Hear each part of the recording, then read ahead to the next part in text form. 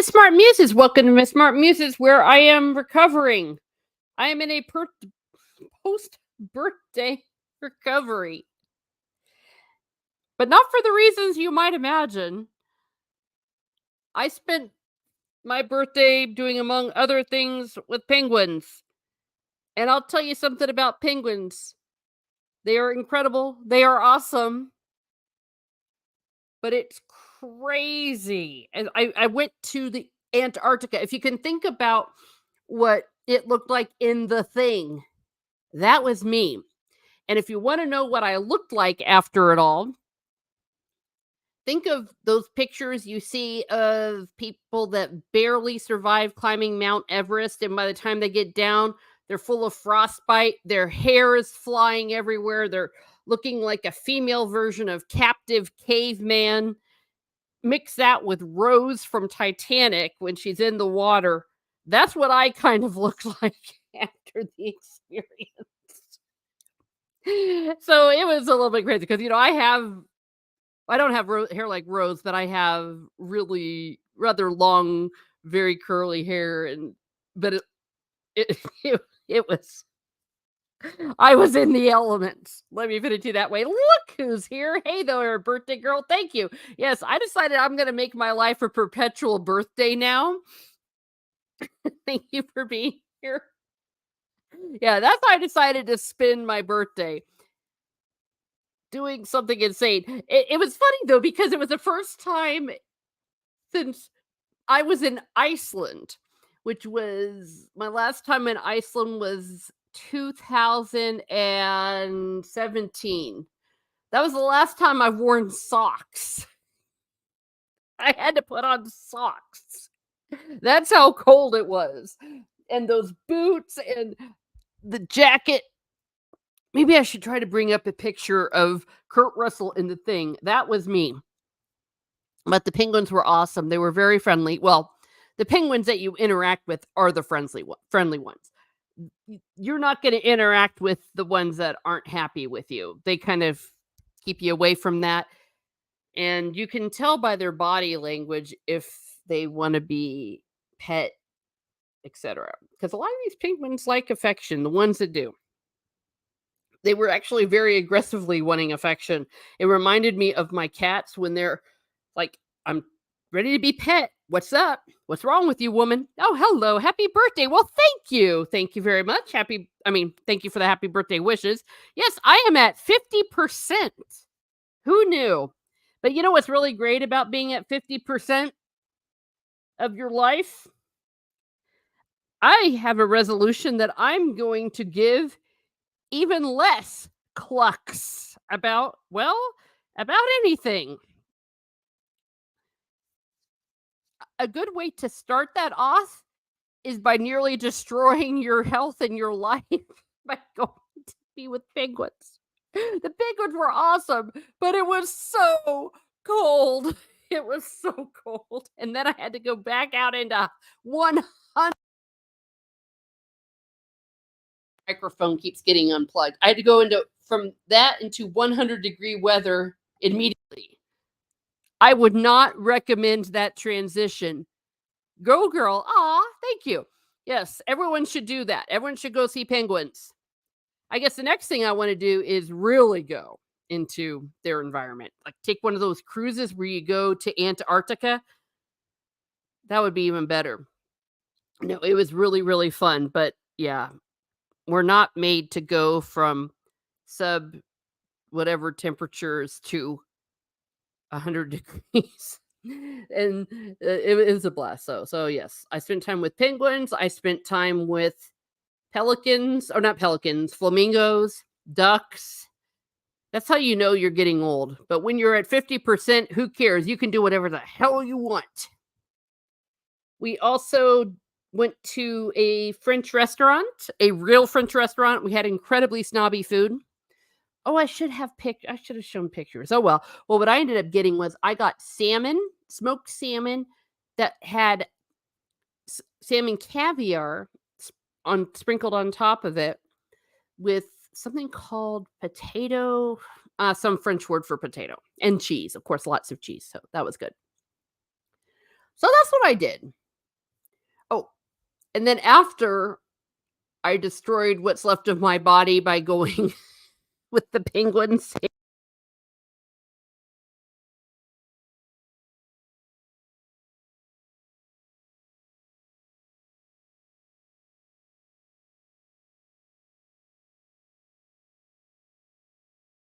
Nabbit, I hate this. I need to get a new microphone. When I got home, I fell asleep and didn't wake up for 12 hours. I need to get a new freaking phone.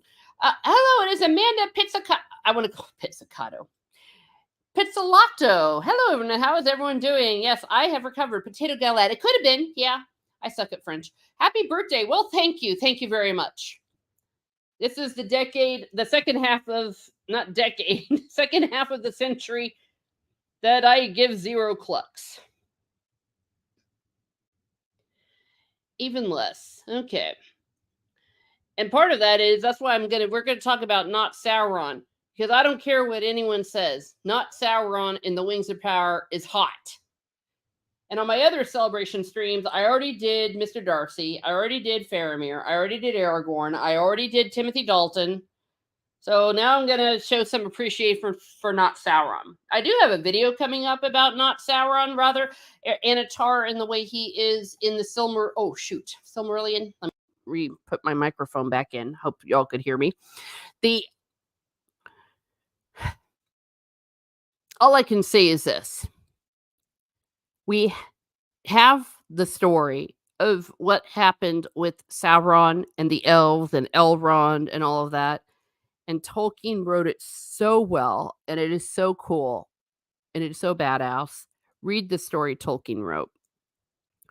Now, the stuff with Sauron and those things, that's in the Akelabeth and the third part of the book. Now, don't get fooled, because it says of the Rings of Power and the Third Age. You might think it's about the Third Age. No, it's about the Rings of Power and Third Age, though it kind of goes together. So the Rings of Power were made during the Second Age. So don't think, oh, that's not going to be the story of that. No, of Sauron, et cetera, et cetera. No, it continues into there. If you have the book, The Silmarillion. Hello, everyone coming in. Thank you for being here at Miss Martin Muses, where we don't like the Rings of Power. So what they're doing with the Rings of Power TV show is they just took some names and then said, we're going to make up a story and everyone's going to watch it, know what we random people who, I think someone said interned for J.J. Abrams, what their take is on Sauron and Galadriel and Elrond and Celebrimbor and Gil-galad and all of them. Just a very expensive way of what people do on fanfiction.net. Like, good on you if you want to write your version of something on fanfiction.net. I read them sometimes for fun because I think they're fun. But a big epic mini series, limited series, whatever you want to call it, 5-series episode show that I'm gonna want to see anyone's version except J.R. Tolkien's. Get out of here. Get out of here.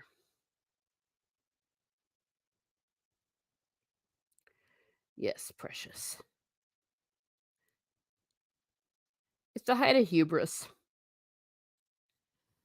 As usual, when these things happen, people like to compare it with something else. Like, Rings of Power sucks, but something else doesn't. This is what we want. We want House of the Dragon. Now, I blame whoever did it. It could have been the House of the Dragon people, or it could have been the Rings of Power people that it came out at the same time. So it's really hard not to compare the two. So sometimes it's not something you completely pull out of your butt when people do the whole, we're all gonna gather around this TV show to prove why something else sucks. So everyone rallying around the House of the Dragon. Mostly I'm on board with that because I do it too. I like House of the Dragon. I think House of the Dragon is a very, good show so far. Fire and Blood is even better. The way George R. R. Martin wrote it rather. But we forget that season 1 had 4 key things in it that weren't in the book, by the way, that potentially ruin the entire series. And I'm going to talk about that. And there are a few things coming up in season 2 that also might destroy things. So don't be maybe too fast to hang your hat on House of the Dragon. They may Rings of Power themselves. They may season 8 Game of Thrones themselves yet. Look who's here. Oh, let's see. Well, it did get me started on my own Lord of the Rings fanfic, says Amanda Pizzolatto. But that was the movie timeline for the Hobbits meeting Tom Bombadil, and I'm also doing a Hobbit mystery series. You see? Oh, sorry. I gestured and bumped my kitty cat's nose. Yeah, my poor kitty cat. She's in kitty cat hospice right now here at the house. So that's why I haven't been traveling. I was going to be in Florida, but I'm staying with her as long as I've got her. But she's doing pretty good right now. She's still kind of herself, and completely in my way. But yeah, that's why she accidentally got booped a little bit. But I have no problem, Amanda, with fan fiction. I've written fan fiction. I wrote some fan fiction about Star Wars, the prequels especially, because I couldn't stand waiting between the seasons. Between the movies, between especially The Phantom Menace and Attack of the Clones. So I wrote my fan fiction there. I've written, yes, Eowyn and Faramir fan fiction. And I've written Once Upon a Time fan fiction. I've written a few others. And I've got no problem with fan fiction. I am a big, big supporter of it, and I read it and I love it. However, if you have me saying I'm doing anything on par with J.R.R. Tolkien when I write my fan fiction, that's crazy.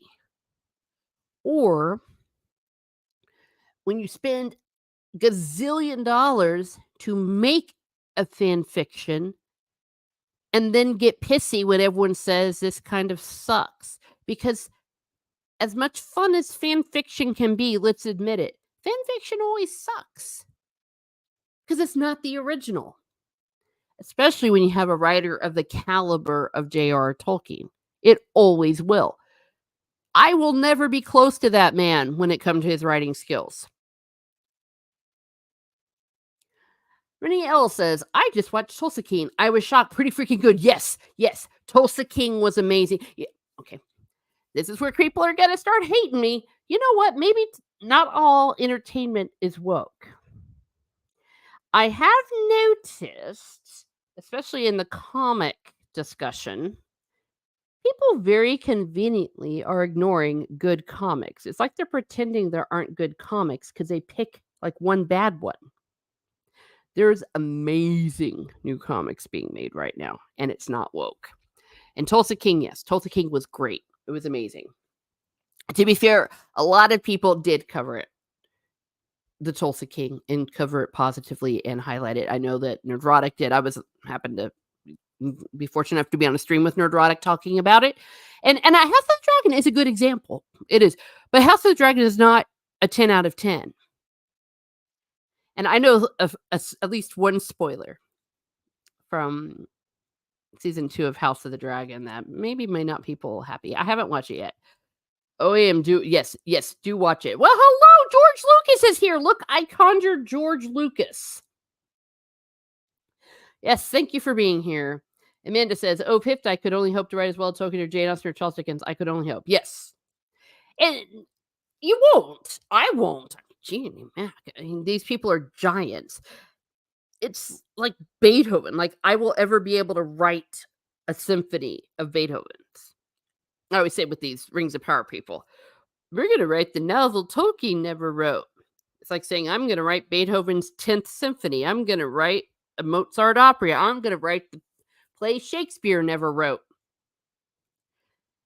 Rennie L says, Amen Teresa, the word woke is overused and played out. Yeah. And I think we're seeing it. I had to go through some mourning. I went through some mourning when I realized maybe it wasn't really about fighting the culture war. Maybe it was about something else, like lining your pockets, because the inconsistencies started to be shown. And just remember, especially with comics, don't come and dox me, anybody. Why do you think the people that are making their own independent comics don't want to talk about the good comics that DC and Marvel are making? No one is talking about the unbelievable Conan new series that has come out. It is selling out like hotcakes. And the new Savage Sword of Conan, the Solomon Kane. This is taking the comic world by storm. Woke and non-woke alike, everyone's loving it. It's the comic everyone has been asking for. But nobody seems to want to cover it. Caveat, there are some that do. Shout out to those that are covering it. But once you see it, you can't unsee it. Amanda Pizzolatto says, yes, there are two novels Tolkien never wrote. His time travel story and the sequel to Lord of the Rings, so I can understand why he would want to write a sequel. Oh, yes. Well, that's the other thing. He just gave up on it. He gave up on it. And also, remember Tolkien? My goodness. The Lord of the Rings and all of that was an afterthought. He was a scholar. He was a father. He wrote scholarly papers on things. He lectured. He was a professor. Even The Hobbit really came out of a story he wrote to entertain his children. It partly got published or ended up on the path that it did was because they loaned it, I think, to a sister that they knew. And she was like, oh my gosh, this is great. And it ended up getting published as a children's book. And then they wanted a sequel to The Hobbit. And he finally was like, oh, well, I guess I maybe could expand on the Necromancer. And it kind of took on a life of its own. And then his masterpiece, The Lord of the Rings, came out of it. Great writer.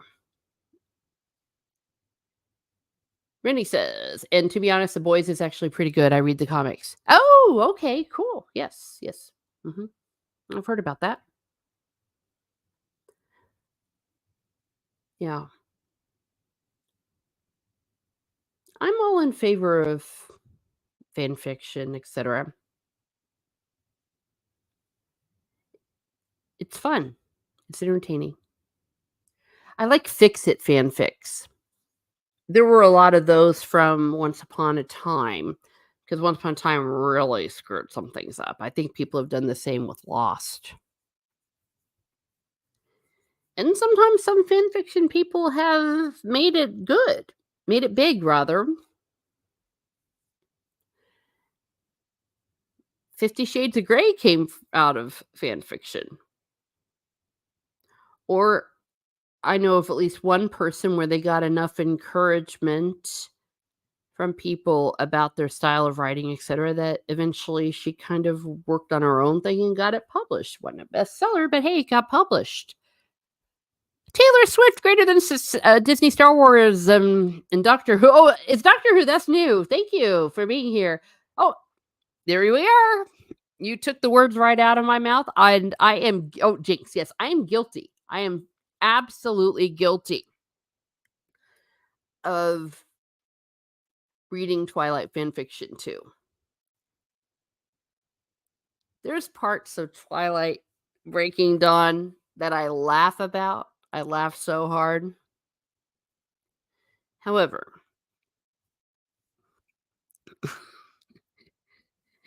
I really wish they hadn't done the Jacob thing with Renesmee.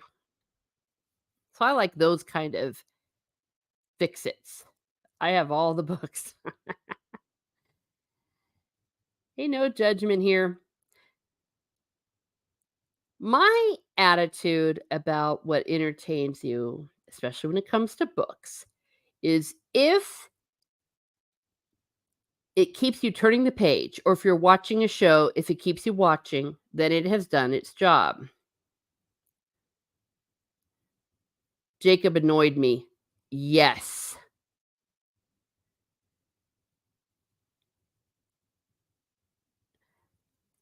I do understand Team Jacob people though, because especially in not Blue Moon, New Moon, he was the better match for Bella. They were friends, and through their friendships, they kind of fell in love with each other. That was far better and far more natural and far more healthy than what she had with Edward. Okay, speaking of which, here's hot sour. Now, I'm going to get annoyed too. It's my birthday, so I'm allowed to, or my post birthday, and I'm 50, so I give zero clucks anymore. When people complain about the Rings of Power, I point the finger of judgment at them when they talk about the actors being bad or the actors being ugly. In some cases, they make them look ugly. For example, the actress who plays Galadriel is beautiful in real life when you see her, but they kind of uglify her. But to say, oh, Morpha Clark is ugly, no, she's not. To say she's a bad actress, no, she's not. If you see her in some of her other things, and she's done Shakespeare, she's done theater, she is a good actress. And this guy is hot, okay? He's not Sauron. That's why I'm calling him not Sauron, but he is fine. I'm very disturbed and pointing the finger of judgment at them for the fact that the only one who really truly they allow to have charisma and not be someone you want to punch in the face all the time is the one character you do or you should be hating. You shouldn't be attracted to. You should want to punch him in the face. It was as though they made Darth Vader the hero. I think it is inadvertent. We're supposed to like Galadriel. We're supposed to like Elrond. And we should. We do like the real ones. But the fact that Elrond kind of that Sauron, not Sauron, rather, Halbrand, is one of the coolest characters they have, shows something very morally bankrupt about him. Though the other dude, actually, the guy who played Isildur's father was pretty cool. And I like the way he kind of looked at Galadriel like she was an idiot. I saw her in The Man Who Invented Christmas. She is good. I proudly admit it, Matt G. Yeah, no problem. Yeah. Hey, entertainment is entertainment. But yes, he's fine. He's very fine. And people making fun of him in the wig and stuff, I actually think he looks pretty cute there too. The poster they did, they photoshopped and made it look weird. That was off, but he still looks fine because this man's got charisma. It is ridiculous, though, how they were trying to make him like Aragorn. It's like, get off with that. Go away. Ooh. Yep, look at that.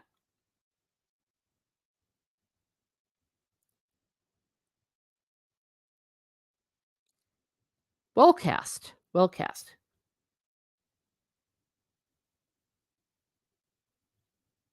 There's a good one there. Yeah. There he is doing the Anakin Skywalker look. I think this might be from the second trailer. I think that's it. Yeah, that's it I have. But I figured we had to do some appreciation for that man.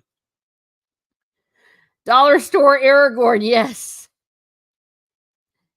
Well, I'm glad on so many levels he did turn out to be not Sauron, because if they were going with the storyline that he was supposed to be some prince of the Southlands, it really would have been bad dollar store Aragorn. But they thought they were so clever and pulling one over on us, and they were like, oh, actually, that's Sauron. But everyone knew he was Sauron. I knew he was Sauron when they were announcing the characters, like a human man, he's white. He's Sauron. Don't hate me, please. No. Amanda Pislow says, oh, trying to blend Aragorn and Anakin, it could work in better hands. Yeah. Oh, that's a good way of putting it, too. Well, they totally ripped off several shots with it. Now, understand, Rennie. I just appreciate him for looking good.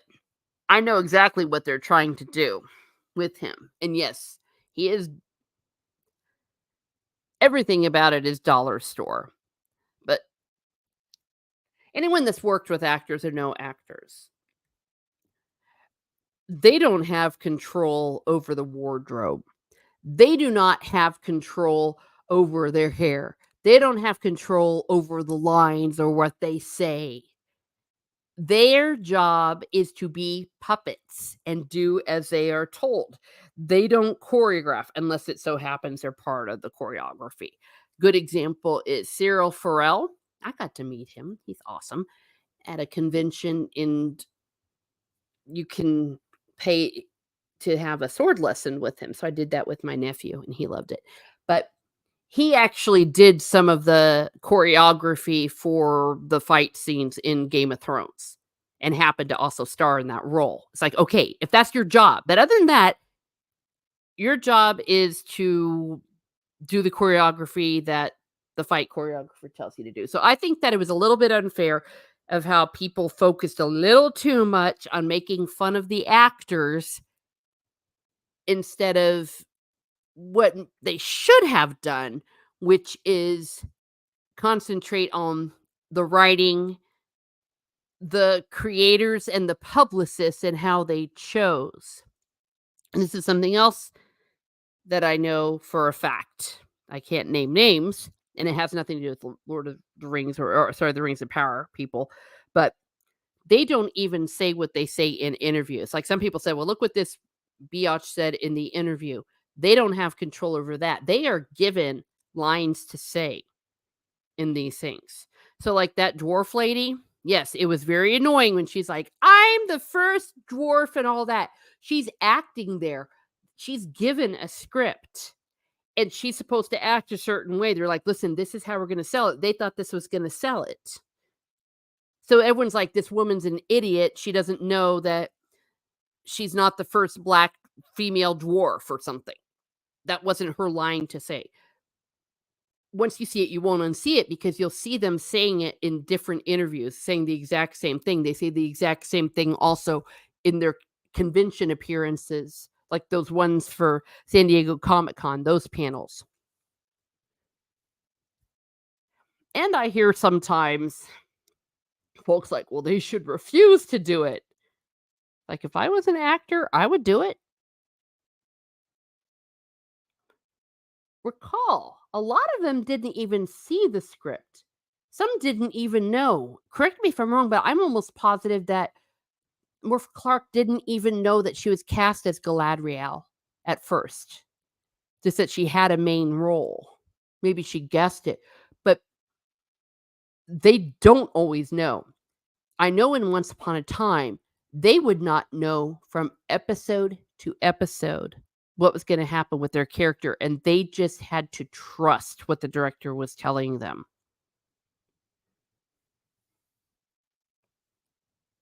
I think it's kind of telling that Uncle Benjen, I call him that, the one from Game of Thrones, the fact that after season 1, he chose to leave. Yeah, because he saw maybe what he was doing. But I want to be fair to the actors. Most of them do not have the power to say what they want, do what they want, be what they want. Exceptions are the superstars. They can. So yeah, go after them. Amanda Pizzolatto says, well, except in a couple of instances like Emma Watson as Belle, but yeah, they didn't have control, usually don't have control over that. Yes, and they were idiots to give. I need to quit saying idiot. Maybe I'm going to get demonetized. Oh, wait, you know what? I don't even think I turned on monetization for this. Oh, never mind. But I still get the super chats. Yeah, so far being monetized, trust me, it's great. It adds up. It really does. But most of the time, sometimes ad revenue is not where you get a great deal chunk of change. I think that you do once you maybe get several thousand. But I'm not sneezing at the money either because, it's still nice. Yeah, they gave Emma Watson control, and they gave her the wrong kind of control, such as stupid stuff like she wouldn't wear a corset, not even understanding what a corset was, because a corset it was like she saw the Pirates of the Caribbean and thought that a corset was a way to restrict a woman. Anyone that's worn a corset, if you've had to or know anything about corsets, they are very good support. Now, just like anything else, women in the past that they would do them too tight out of vanity and would hurt themselves. But that was not the majority of women. The majority of women, those were their bras.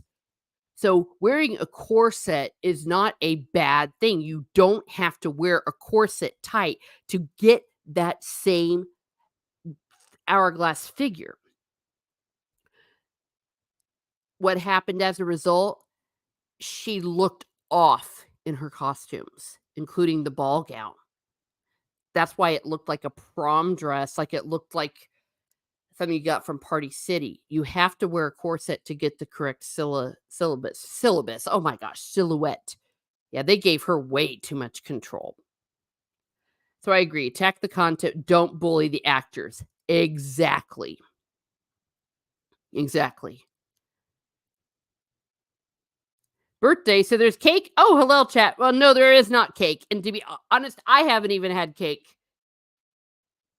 Who wants cake at my age? I had profiterole rolls. That's what I had at the French restaurant. Oh my gosh, they were so good, but I'm ready to die. I don't know if I'm going to recover.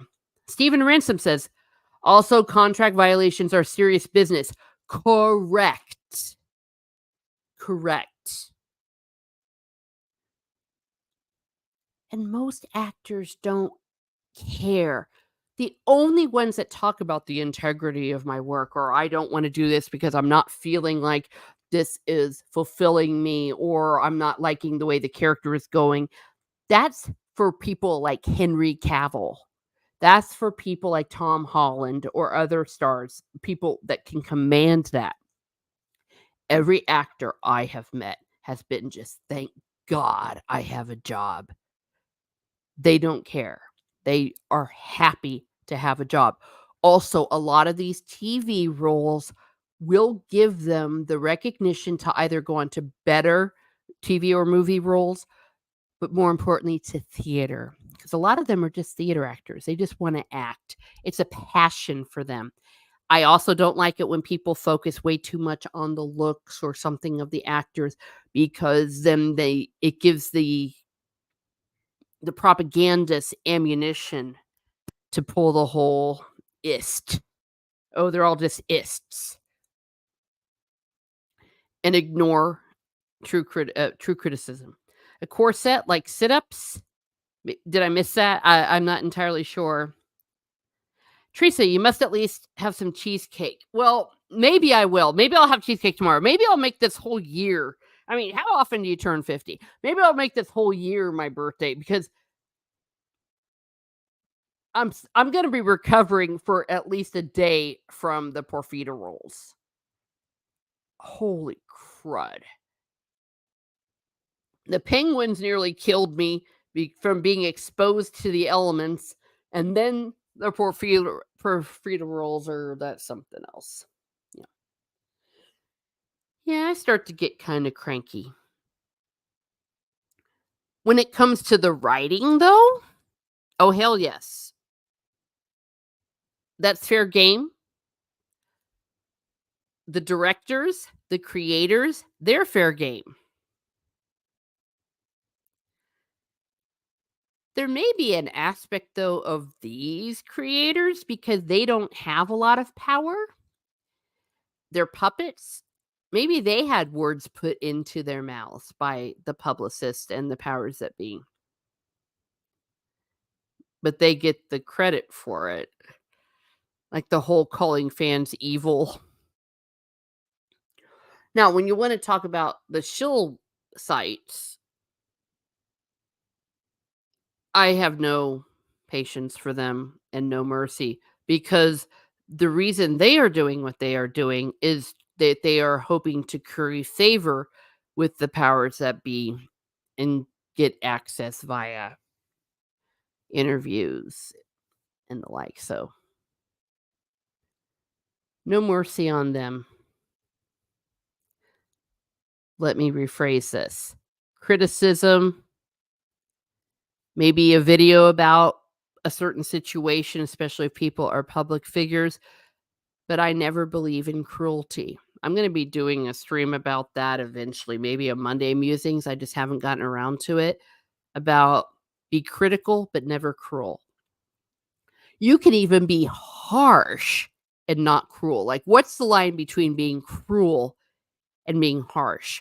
What's the line between being, like, sadistic and being, schadenfreude, for example? Schadenfreude is not harmful, the other one is, but that's a whole other stream. In the end, says Stephen Ransom, the editor has supreme power, especially now. That is true as well. You will find situations where they will edit it almost into a completely different scenario. They've done that before with movies. I do know that. And there's an aspect of it that I find disconcerting. And I think it is that ism that starts with SADISM. When people seem to take just too much pleasure in just hounding people, that's disturbing. Very disturbing. Because at the end of the day, unless they're really doing something horrendous, you need to be proportionate in response. Tolkien is up there in the beatific vision, I'm thinking, or in purgatory, wherever he is.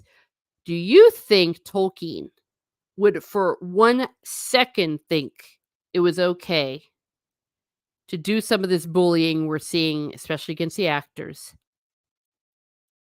to preserve and defend him? We're doing this to respect Tolkien because we want respect for Tolkien.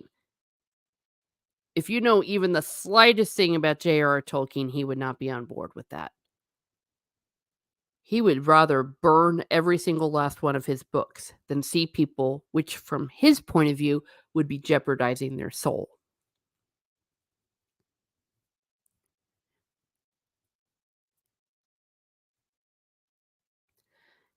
Stephen Ransom says, therefore, the director's cut. I wonder if multiple takes are still a thing. That would explain how unnatural the lines are. Correct. They are a thing. And a good editor, director, all of those things knows how to put them together. There was a really, really, really good video I saw by a medieval stunt actor guy. He actually does stunts more for theater. He broke down the fight with Galadriel and all the other Numenorians when she's supposed to be showing off. And he points out the problem with it even wasn't necessarily the choreography, but how it was shot, the angles.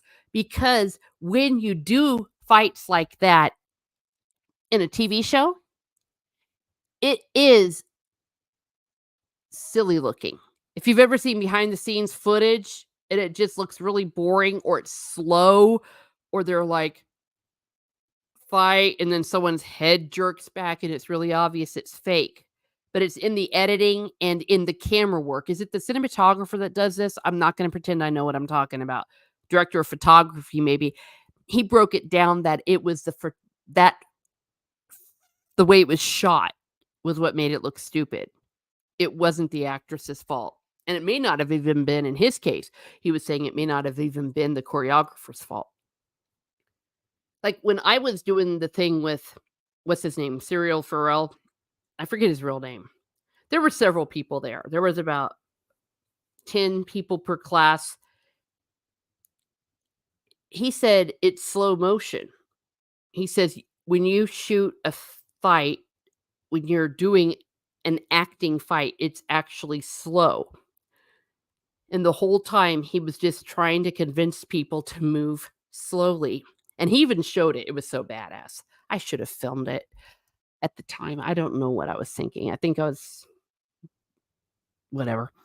But when he would show us how it was done, like slowly, he was so good at it and so graceful. We were all like, dude. He's like, we're not moving fast. and it's all very well planned. So what he did was he kind of helped choreograph a little fight between everybody, and it was so cute because the, there was one other kid that was my nephew's age. They were 10, and he choreographed a little fight for them. It was adorable, and it looked really intense, to be honest, but it was also really like a kid fight. But it was slow. That was what he kept telling everyone, slow down. Hi, King Theodore is here.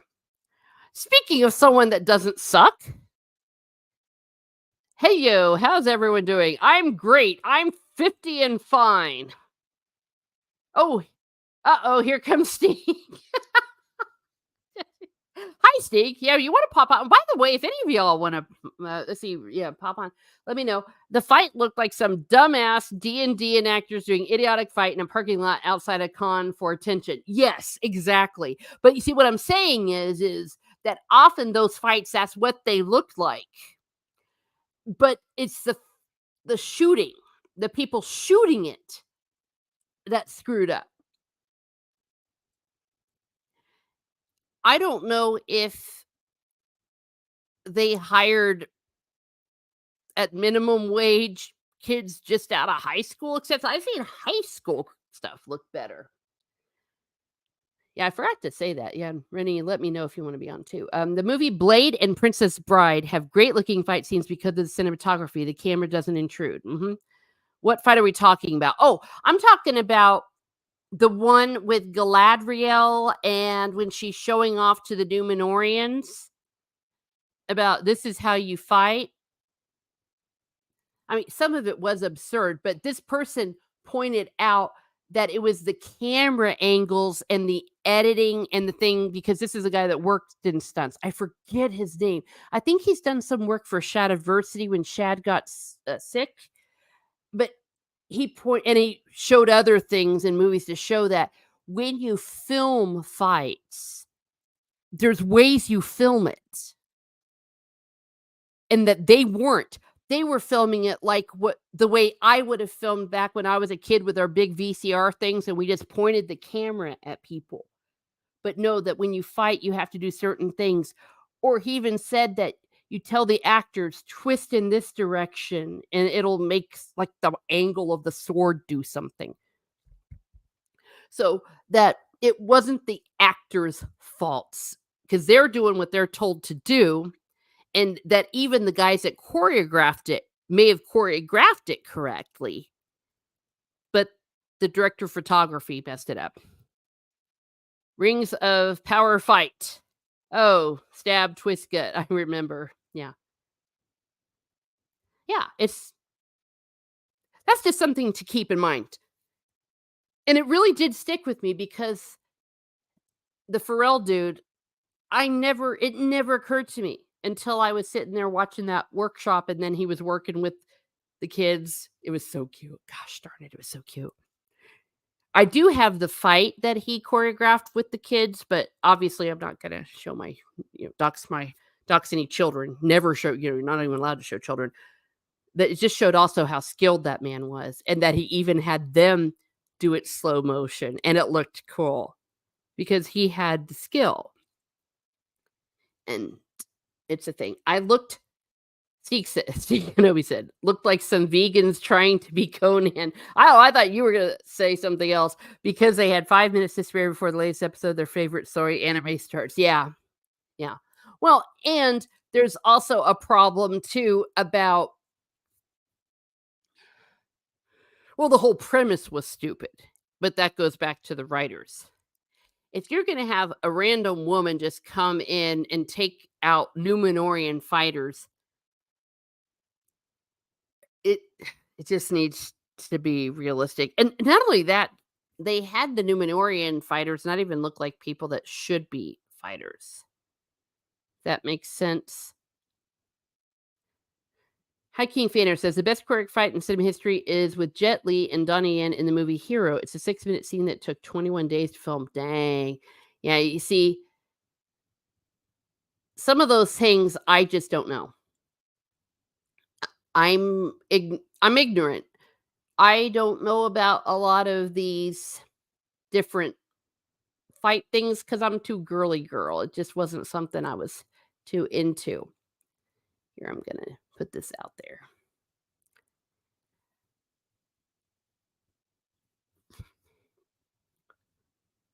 That's just a very long way of me saying lay off the actors. Like, I didn't like it how people were like, "Oh, look at this stupid Morfred." I know I'm probably saying her name wrong. I'm not Welsh. Clark, doing this stupid choreography. It's like she's not a choreographer. you know. Look at, how dumb this fight scene looks. That's not her doing it. That's the filming people. I mean, I would be pissed, frankly, if I were the actors. It's like, quit making me look stupid. Here, I'm gonna give this to Rennie here.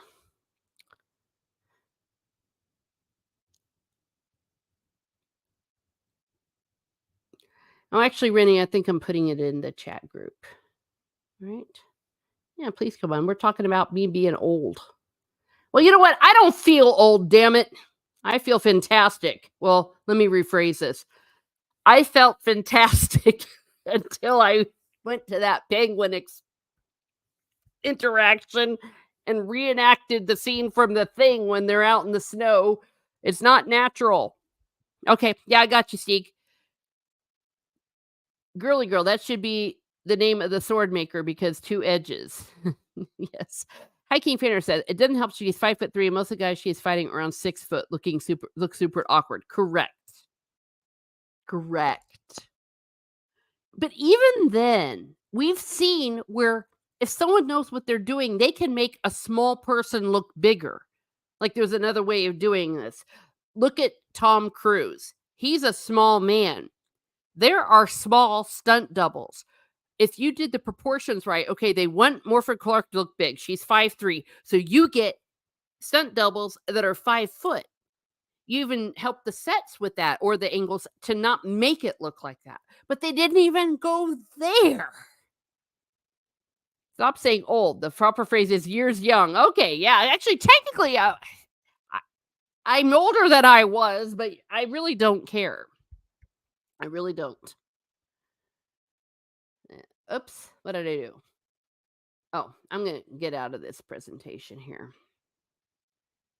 But yeah, so I did. I had a lot of fun with my elements and had to sleep 12 hours to sleep it off. Then I went to a French restaurant. I'm still recovering from that. Salmon. It was good.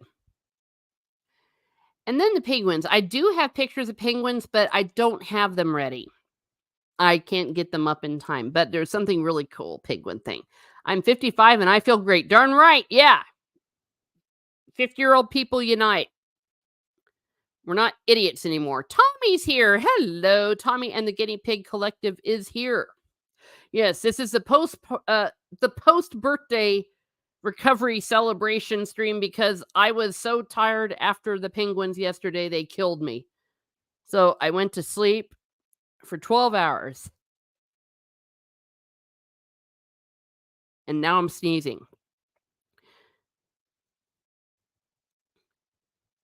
Let me make sure. And my microphone. Okay. It is not. Now it's not unloading. Yeah. So I'm in my 50s, but still occasionally an idiot, says Sean Sue. Yeah. Well, aren't we all? Yeah. But I will never pass the finger of judgment at an actor for a job they take. Who was it? It might have been Michael Caine. I was told that someone said that about Michael Caine when they asked him, why did you do Jaws 4?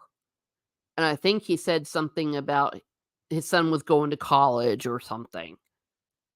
I know of another actor, I won't say his name. It's like, yeah, my daughter's got doing some stuff and I needed to get some cash. So yeah, I took this role. So what? Blame it on Punkwaddle. Oh.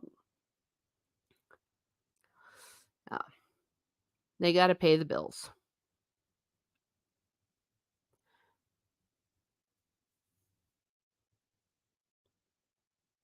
He was fantastic in Zulu.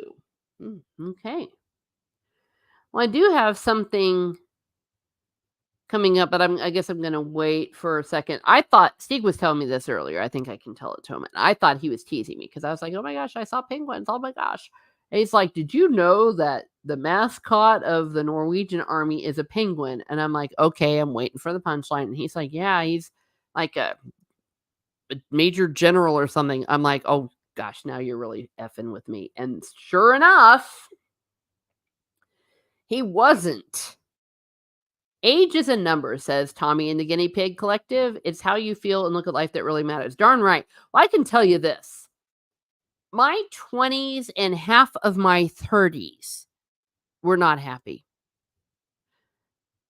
for several reasons. There was just stuff that happens and where you're trying to know where your life is going and things aren't working out the way you wanted it to. You thought you were going to be somewhere else by the time you were 30, all of that kind of stuff. So it made me very unhappy. And then once I passed it, I'm like, well, now that it's done, I can't do anything about it. So now I don't have to worry about what my dreams were because my dreams are over. Now I can just, I guess, move on with things. I don't know. I honestly don't know.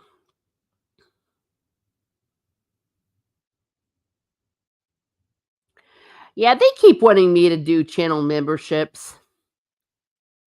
I There is a low tier where you can just support my channel by being a 99-cent member, just, helping me out there.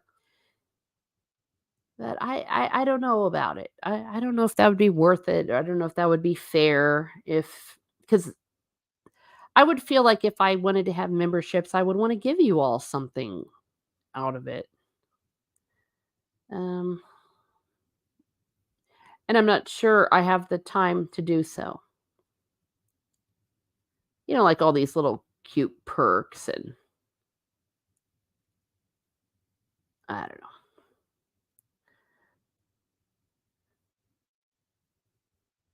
We'll see. But yeah, they keep popping up. They want me bad. They want me to do it. They must make money off of these memberships. Oh, speaking of which, sorry, I didn't see it. Speaking of someone who doesn't have a membership, it is Yeah. Steve. Hello, Steve. Speaking of members, Oh, hi.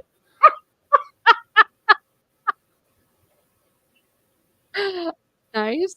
Oh, yes, I know. I see all the messages now. I was in another tab. I forgot to turn on the monetization.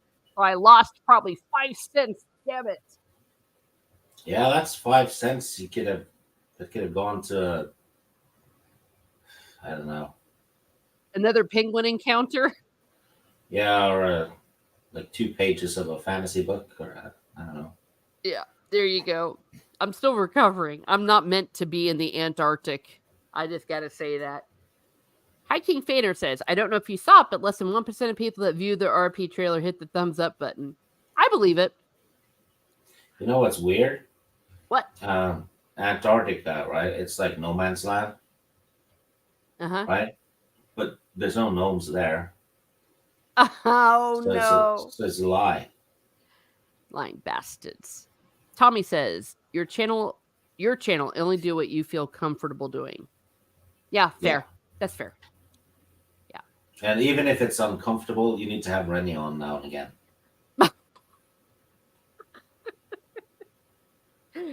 Oh, no.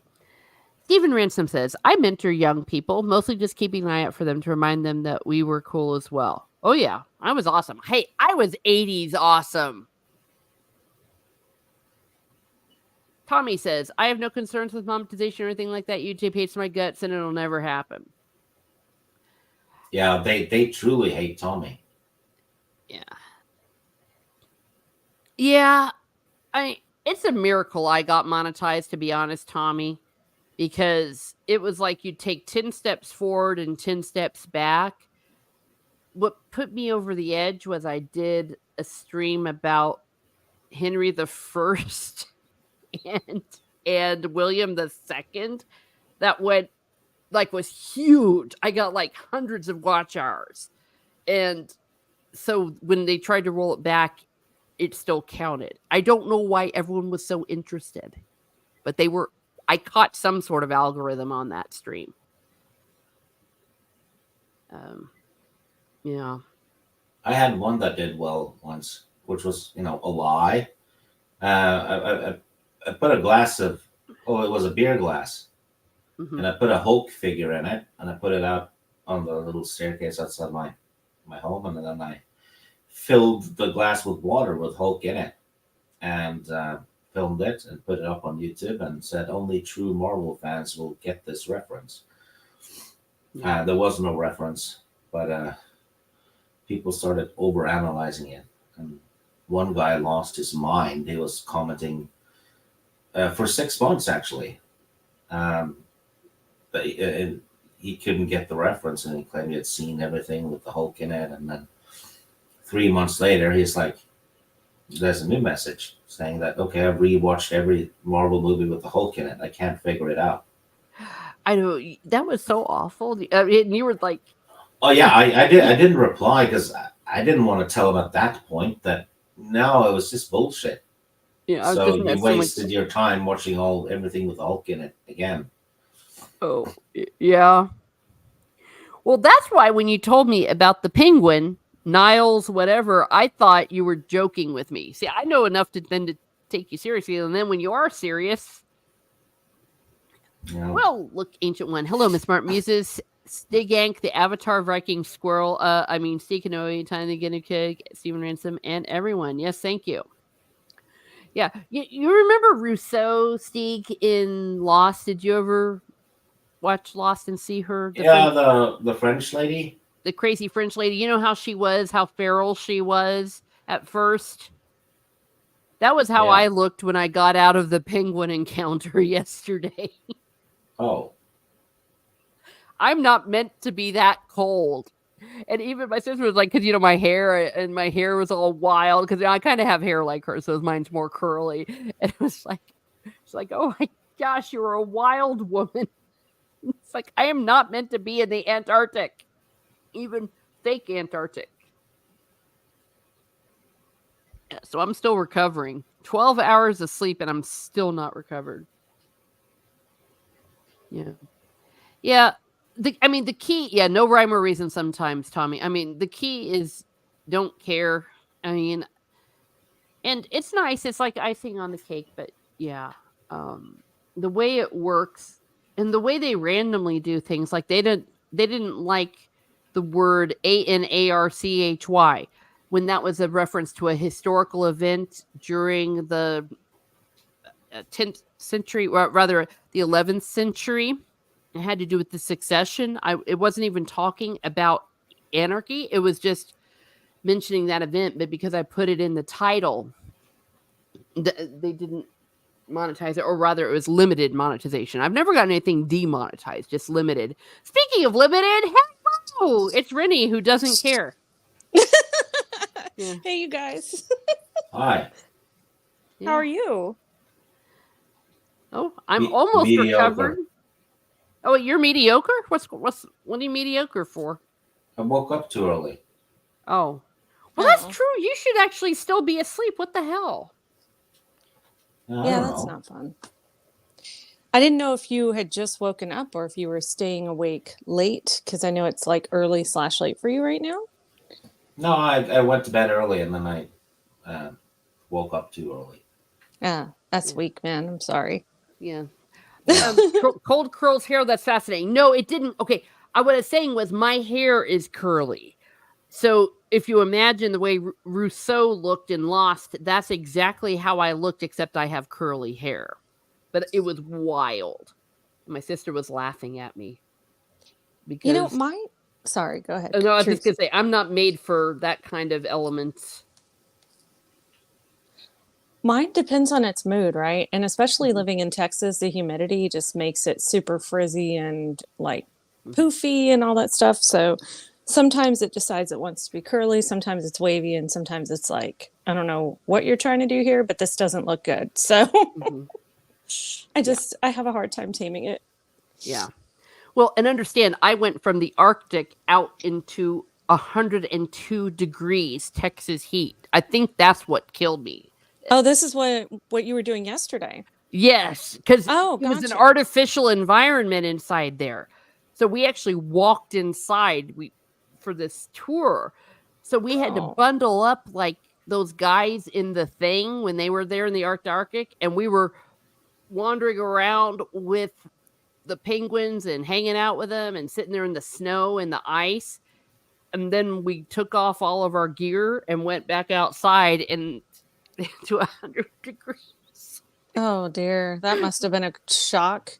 So that's what I'm imagining. That's where I just went feral. That would have looked completely stupid.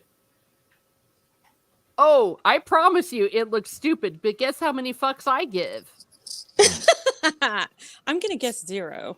Yeah, I had fun. I petted penguins. Damn it! And Oh, that's Speaking so of- cool. Speaking of fucks giving things, Salty Texan has given you a super chat. yes. Oh, dang it, Steve. That was a really good segue with a friendly insult to Salty and everything.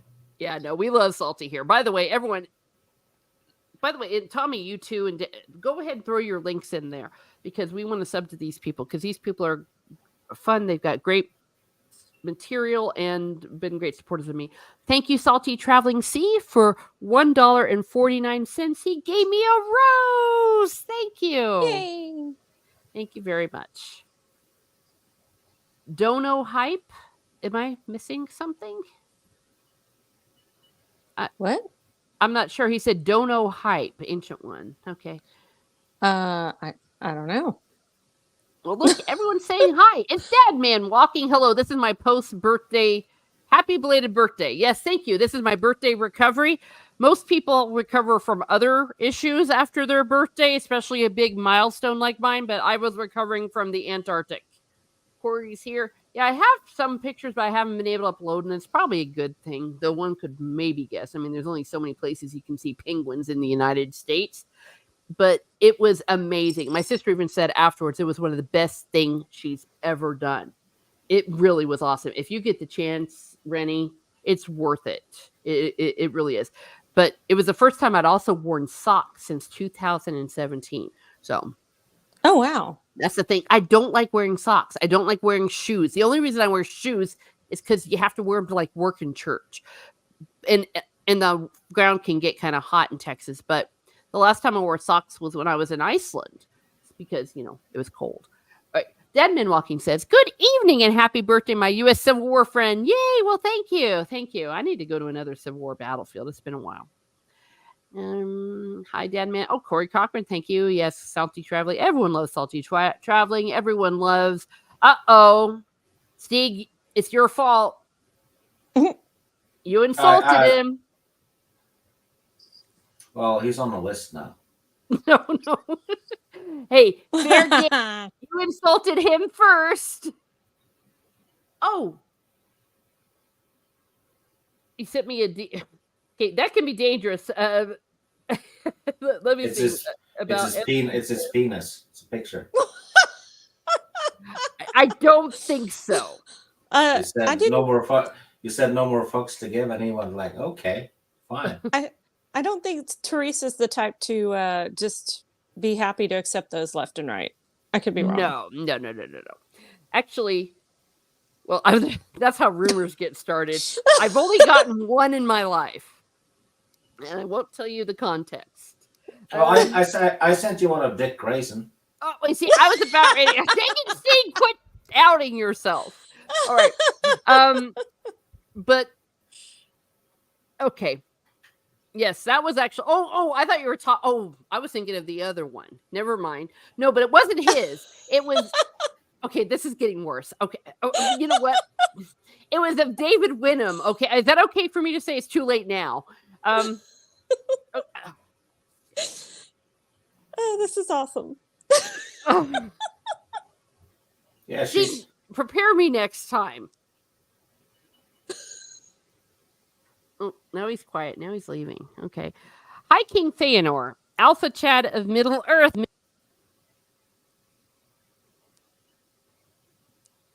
Thank you for the super chat. It is Oh, hiking. It is spend wisely. Happy birthday.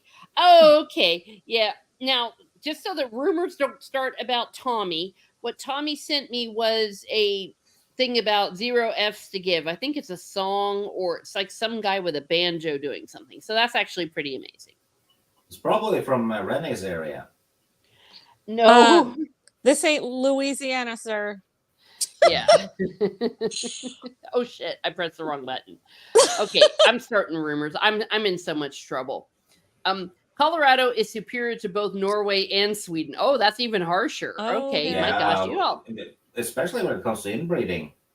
They knock us out of the park. Oh, the Oh guinea my pigs God. have class, at least a little. Damn Norwegians. I No. think I would have been more insulted if he said Canada instead of Colorado, but that's just me. That's true. The smart music. Hopefully, you had a good day yesterday. Yes, actually, I had an amazing birthday. Oh, look, he loves you, Steek. Salty Thank Traveling you. loves you. Yes. Oh, I'm a terrible woman. I forgot. Okay, let me go back to Salty Traveling. I have a little thing. Thank you. I already told him thank you, but I actually have this is for Salty Traveling. Ooh. You get a rose. And thank you, Hiking Theanor. And it's not often that you get a super chat from the man that ruined everything with his stupid oath in seeking after the rather the Silmarils. He gave me a $5 super chat, and this is yours, Hiking Theanor. Oh, you've got a Isn't rose. that Colorado where the Stanley Hotel is located? I do believe it is. Oh, that's pretty cool. Okay. Let me see. Did I Oh, miss? yes. Yeah, I Took me a hope I minute. didn't miss anyone. Oh, Shansu is also in his 50%, but occasionally an idiot. Yes, everyone's saying hi. I think I missed. Wait, Sam Jackson says such things. Oh yeah, we already talked about the ratio.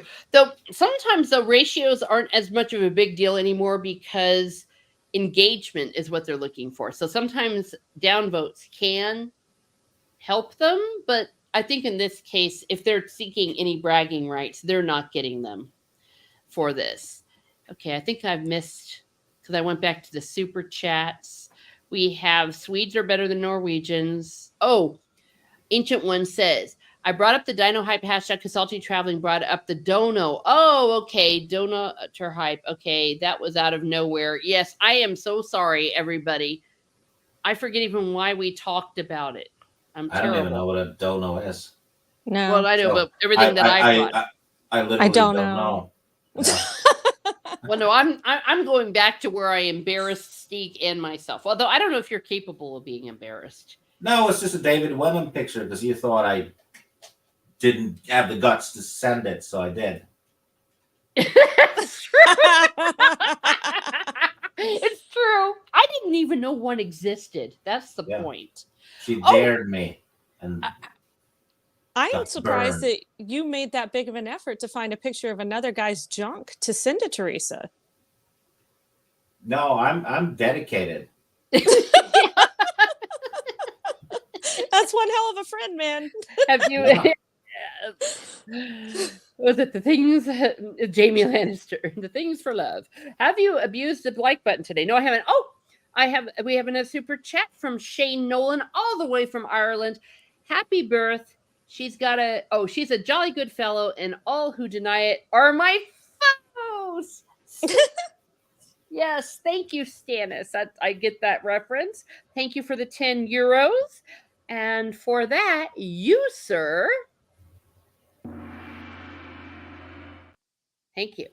And yeah, you're up in the middle of the night too. You're an hour or so behind Steve, I think. Yes, the Stanley was in Colorado, burned down again recently. Oh my gosh. Yeah, that was Ewan McGregor did it. I saw the movie, burned it down. Oh, okay. Colorado has also a place called the Garden of the Gods. I'll send Miss Muses a picture to show everyone. Okay, we'll see. Don't worry about downvotes, says Salty Traveling C. or blank talk comments, YouTube thinks all of a sudden your content is being seen. Yeah, that is correct. That's what I'm saying. It used to be that things like ratio meant something, but yeah, actually they don't see it any differently, especially on Twitter. That's why we see so much rage bait nowadays, because any interaction is good and they actually want quote tweets. Now, to be fair though, when it comes to the Rings of Power, their pride, is being hurt by it because they want to be cool. They wanted to be Peter Jackson, and they will never be Peter Jackson. I'm about to go to sleep. Up late. Yes. Given what Peter Jackson's planning now, it's like, not too difficult to be Peter Jackson soon. That's true. They're all trying. Though I did find it interesting that Philippa Boyens decided to make a point that she's never actually watched The Rings of Power. I don't know if that was shade or not, or if that was something where someone asked her. Because sometimes you got to be careful. Because sometimes people, when they have those headline quotes, all they're doing is answering a question. Everyone's saying, thanks. High King Feanor is picture sent. Yeah, see, that's how rumors get started. Let's clarify. It's called the Garden of the Gods, the picture that he has sent me, because unfortunately we were talking about other kind of pictures. Rocky Mountain oysters. I'm not. Am I supposed to know what this is? Week.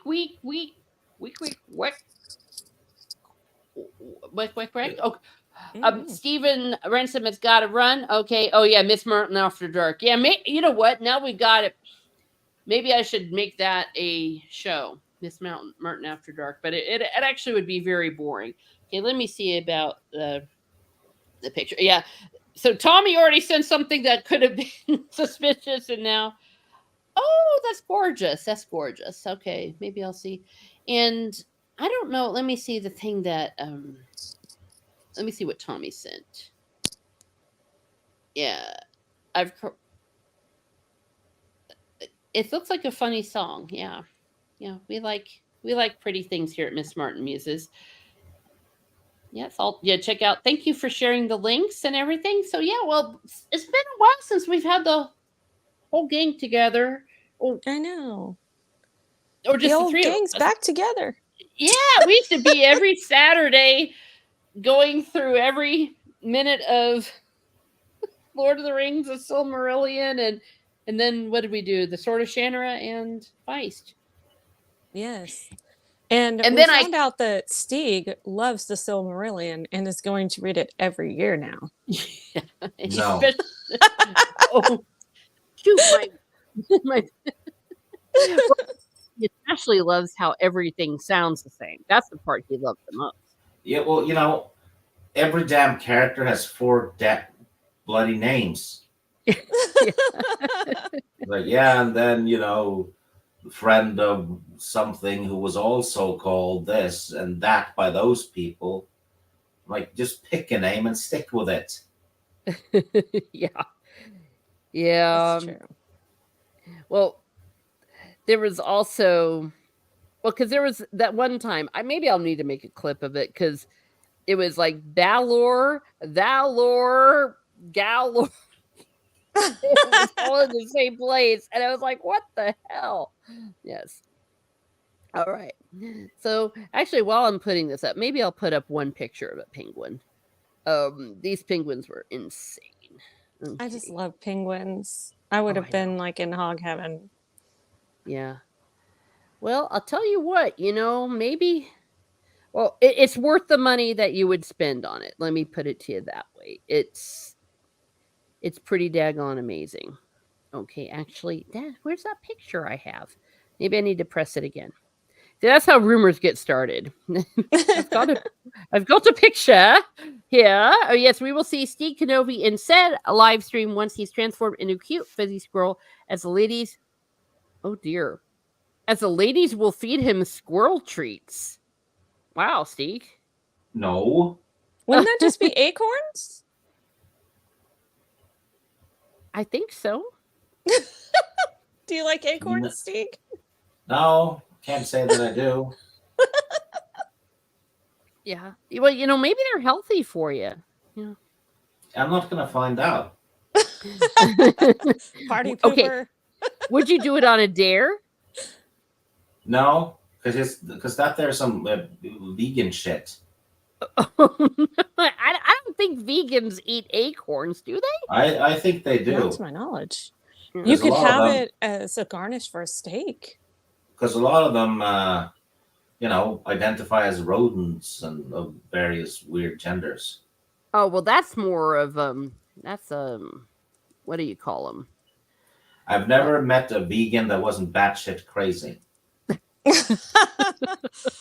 I'll tell Brown you said that. Oh, is he a vegan? He is, but we all give him crap about it. But Well, gosh, yeah, how can a man in England be a vegan? I mean, wouldn't you starve to death because all they have is lamb. yeah, I would think so. Now, he does sometimes go off track and calls himself a dirty vegan, so there is that. Ew. Okay. Yeah. See, I was gonna do like a Phantom Menace stream, but I didn't have the energy. Maybe I'll do one tomorrow because technically, isn't the Phantom Menace thing tomorrow? Isn't it May 19th, the 20th anniversary? Yeah, I think so. Yeah, I think you're right. Okay. Well, here we I go. watched that one on bootleg VHS, and it had been filmed with a camera, so it was like really old school pirating.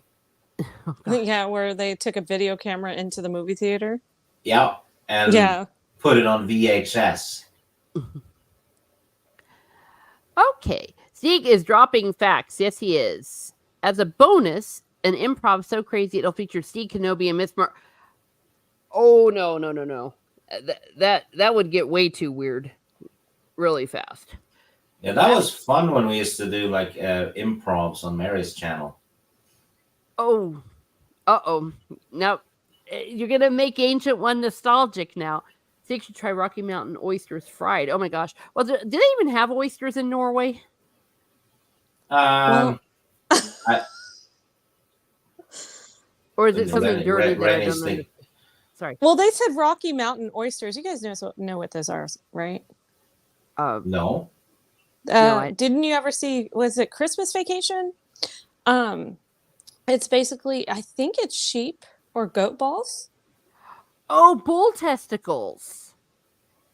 That's what. Oh, well, you know what? They're probably good for you. I mean, I guess. I don't know. Not if you're a straight man. Well, if Well, you're eating them and they're cooked, it's not like you're. Yeah, it's okay. Gotcha. Well, but do they have? Good question though. Do they have oysters, like real oysters, in Norway, or is that too? Is that No, we have oysters, but I'm not sure if they're, local. Mm-hmm. Gotcha. Probably imported, as far as I know. Yeah. Well, I know you have mussels, don't you? Yeah, we work out. Oh, mussels like mussels, like Yeah, they're Shellfish. Yeah, shellfish. Oh, harder passing the Wheel of Time on Amazon. Well, yeah. Well, I know, Steve, you haven't even watched barely. You haven't watched anything from that, have No, you? I've just seen like clips and stuff and there, but that's all I needed. It's basically Rings of Power for Robert Jordan fans. Yeah. And I simply didn't want to taint my impressions of one of my favorite book series of all time, so I avoided it. I got a lot of stream invites when it aired because people wanted to talk about the Wheel of Time and they needed someone who had read the books, and I'm like, do I have to watch the show for that? And then and I'm like, nope, sorry, not worth it. That's why I didn't watch The Rings of Power. I didn't want Tolkien ruined for me, and I'm really glad I didn't. Yeah. The Rings of Power though is so far off Tolkien that I don't think it would ruin Tolkien for you, but I'm thinking it probably might ruin the impression of Tolkien for the kids growing up today. Yeah, absolutely. They'll be like, well, if he wrote this trash, why would I read his books? It's like, wait, no, he didn't. He didn't write this, so. Yeah. Well, I can tell you this. Yeah, I eventually was able to watch it, and mainly because I just realized how far off. I was afraid it was going to be like Jake Skywalker, but it's not. It's just completely different. And by the way, hello. I think I said hello, Hound, but just to get it in. Okay, this is Garden of Gods in Colorado. Yeah, it's Middle Earth. You're living in Middle Earth there. That's pretty cool. Yeah, that's pretty awesome. Okay, well, let's get to some real awesomeness. Look at these! Look at these amazing penguins. Look at them! Did they start doing the little dive and slide thing? No, believe it or not, this was right underneath where the little snow thing and some cold air was coming down. So they were like cold bathing, if that makes sense. Oh my gosh, that sounds so cute. Like the one that's laid down like this. He did that the whole time. He was like a beached penguin and just enjoying the cold. And then this one just stuck up his nose. So I didn't pet these ones because they were busy being cold. But yeah, these were so cute. I got a whole bunch of other ones too. I got some of them like jumping in the water and stuff, like some videos. It was really fun. And there were some of the king penguins that like to belly flop into the water. It's hilarious. Yeah, I know, they're so cute. cool. I know, yeah. And a kinglet named Janet did come and visit us because there's a volunteer area. They call it the volunteer area where basically penguins can come over if they want to, like they don't coerce them. And the ones that and they use the same for their other tours. And there's always about 5, 6, or 7 that it's like, yeah, I want to hang out with the humans. And they learn very quickly that they get extra fish and get pets and rubs, and things. So they'll come over. They'll come over on their own. So that's cool. That's really cool, Teresa. Yeah. So eventually one of the king ones decided, I'll come over. I feel like it now. You got an extra fish for me, ma'am? Exactly. It was really cute. So if you have the opportunity, but I did learn, and this is what we're going to go into next, a very important story that, as I was alluding to earlier, I thought that Stieg was teasing me, and I was waiting for the punchline about the penguin that is head of the Norwegian army, but it's a true story. Garden of the Gods is one of the many cool places in Colorado. So let's look into this. Oh my gosh, you all are dirty. I'm not even going to share it. Let me see. Stop screen. Well, I want people to have fun here at Miss Martin Muses, but I ain't saying any of that stuff aloud. Here we go. Boom. His name is Niles Olaf III. Check this out. His full title. Major General Sir Niles Olaf III, Baron of the Bouvet Islands. That's his full title. And sir, because he also got knighted. It's a true story. It wasn't him messing with me because I'm like, you're messing with me. It's like, no. Is he still alive? Yeah, 2023. Well, he's the third. So there's been 3 of them, obviously, and he's the recent one. Here's Niles Olaf in 2008. I mean, look at the guy. It just kills me. Yeah. He's of the King's Guard. He's also head of the King's Guard, and let's see. He's gotten these different ranks over the year. Recently, he just got made the Major General. He's also Colonel-in-Chief of the Norwegian King's Guard. And let's see. And he lives, though, in the Edinburgh Zoo. But check this out. Here he is inspecting the troops. That's awesome. Yeah, this was when he got knighted. So he got knighted by the Norwegian Army King's Guard troops. They actually came over for it, and then he walked up and down. And there are several videos you can see, and they are so cute. So, yeah, we've got a penguin. And then the worst thing that happened was then I discovered that they have a cam over there in Edinburgh for this, for all the penguins there. He's very huggable, yeah. I mean, look at that cute little guy. But I just think that is hysterical. And since Stig was in the Norwegian army, I guess that's your superior officer. Is he still with us? Oh, he left us. He didn't want to talk about penguins. Oh, Yeah, that's all right. I don't think Stig made it to Major General. He was honorably discharged. See, Niles was initially given the rank of Lance Corporal in the regiment, and he was been promoted each time the King's Guard returned to the zoo. He was made It's not Niles. It's not Niles? No, Nils. Nils? Nils? Yeah. Oh, okay. Nils.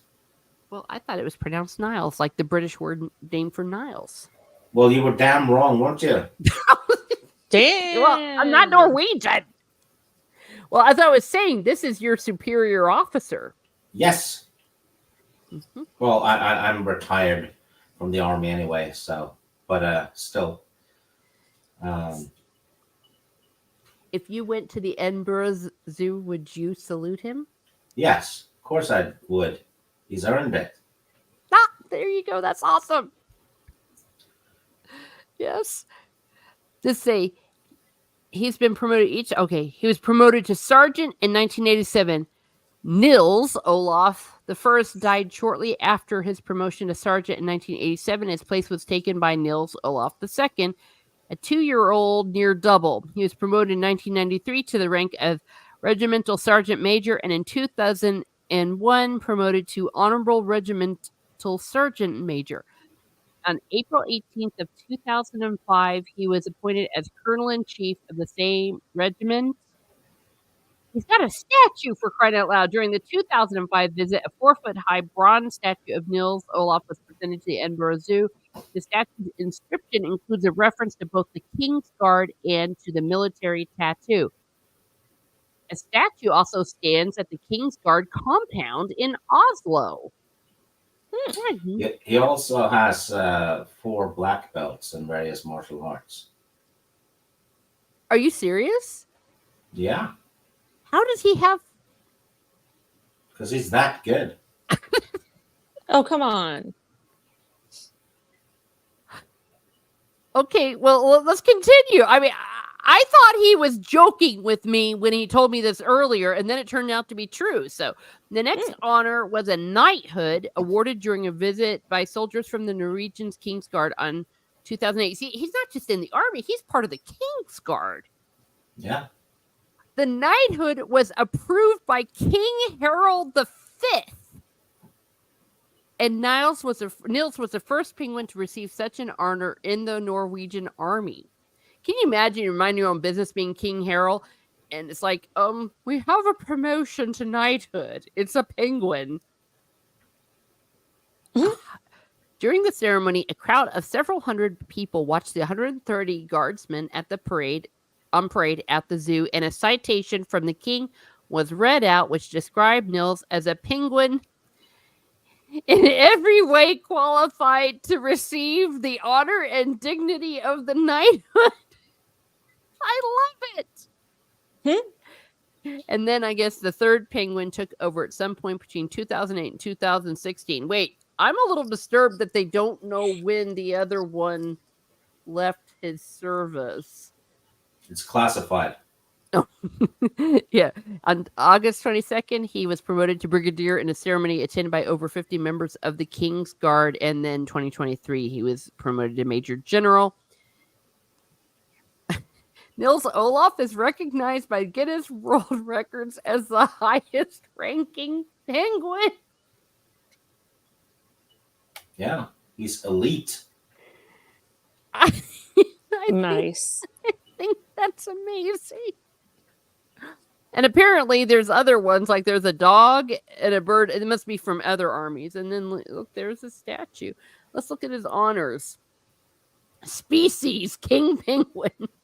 Sex male, hatched in Edinburgh. So he's not really Norwegian. He's an immigrant. Resident Edinburgh Zoo, named after Nils, I can't say his last name, and some other guy whose last name is, I won't say. His allegiance is to Norway. His branch Norwegian army. And years of service. And his unit is this unit that I won't say. Oh, it's the King's Guard. So there you go. Penguin for king. Oh, Ancient One says, let's promote the penguin to 5-star general. You know, I don't know if they have that rank in Norway. Olaf needs to be protected. He's very Oh yeah, we say he's very huggable. Yes, we love him. I'm not Norwegian mode plus. Oh no, he's sweet. Hey, Norwegians are my people. One of them shagged one of my people in the 900s. Let me see. So that's Niles or Nils. Gosh, I've been calling him Niles all day, and now it's not. But yes, so you can see videos. I wonder if actually, I'm going to get out of here. Can we see the cam? Let's see. Penguin cam Edinburgh. See, now I need to go to Edinburgh. Damn it! I never wanted to go. Never. Until now. No. Well, come on. Who doesn't want to see a friggin' penguin? Well, I can see penguins where I am, but still, I want to see the highest ranking penguin in the world. Oh, look yeah, I've got to say, it'd be kind of cool to see him leading the ranks, so to speak. Yeah. And doing inspections and all that. Okay, you heard it here first at Miss Martin Muses. Yeah. Him riding a horse and swinging a sword. That would be great. I would be awesome. Here they are. Oh, wait. Let me press play. Here it is. They should have made an animated movie about him. Yeah. Here it is. I guess they're asleep right now. It's the middle of the night. Oh, is this like a live webcam? Yeah, that's what I said. Yeah, they have a webcam of the penguins in Edinburgh Zoo. And okay. So we could just sit and stare at them all day. That's amazing. I know. They need to wake up and be active. Yeah. Well, I did see them twitch once or twice. See, this is what happens when you turn 50. These kind of things become awesome.